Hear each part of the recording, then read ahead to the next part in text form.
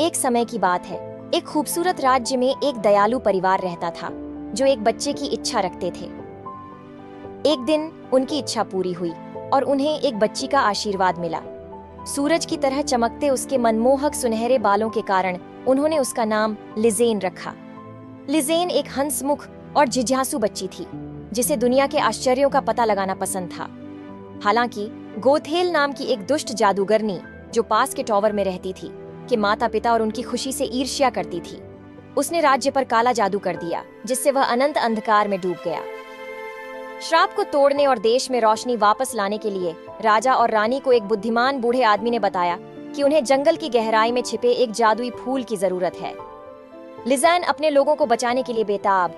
वे लिज़ेन को अच्छे दिल वाले परिवार की देखभाल में छोड़कर एक खतरनाक यात्रा पर निकल पड़े। जैसे जैसे लिज़ेन बड़ी होती गई वह अपने घर के बाहर की दुनिया के बारे में और अधिक बेताब होती गई। एक दिन अपने पशु मित्रों के साथ खेलते समय उसकी नजर जंगल के भीतर छिपे एक गुप्त बगीचे पर पड़ी। इस बगीचे में उसे वही फूल मिला जिसे उसके माता पिता ढूंढ रहे थे। ये एकमात्र फूल था जिसमें श्राप को तोड़ने की शक्ति थी। लेकिन जैसे ही वह उसे तोड़ने के लिए आगे बढ़ी, गोथेल गुर्राते हुए उसके सामने आई और लिज़ेन को बगीचे में हमेशा के लिए फंसाने के लिए एक शक्तिशाली जादू करना शुरू कर दिया। अपने के देश लिए दृढ़ संकल्प और प्यार से भरे दिल के साथ लिज़ेन ने बहादुरी से लड़ाई लड़ी। उसने अपने डर की वजह से बालों को हाथों में पकड़ लिया।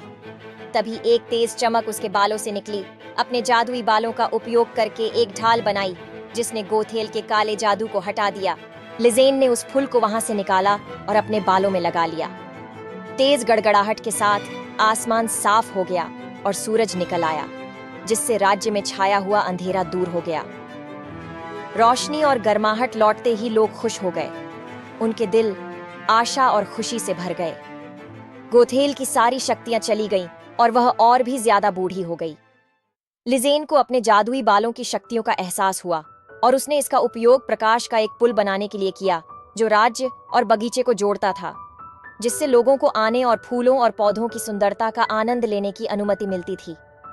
अपनी नई शक्तियों की मदद से और अपने वन मित्रों के मदद से लिज़ेन जादुई बगीचे की रक्षक बन गई और यह सुनिश्चित किया कि राज्य हमेशा प्रकाश और आनंद से भरा रहे। उस दिन से लिज़ेन के सुनहरे बाल राज्य के सभी लोगों के लिए आशा और प्रेम का प्रतीक थे, जो उन्हें याद दिलाते थे कि सबसे अंधेरे समय में भी साहस और दयालुता की रोशनी कभी नहीं बुझ सकती। और इसलिए राज्य और उसके लोग फले फूले लिज़ेन के जादुई बगीचे की चमक में रहते हुए अपने प्रिय माता पिता के साथ खुशी खुशी रहने लगी।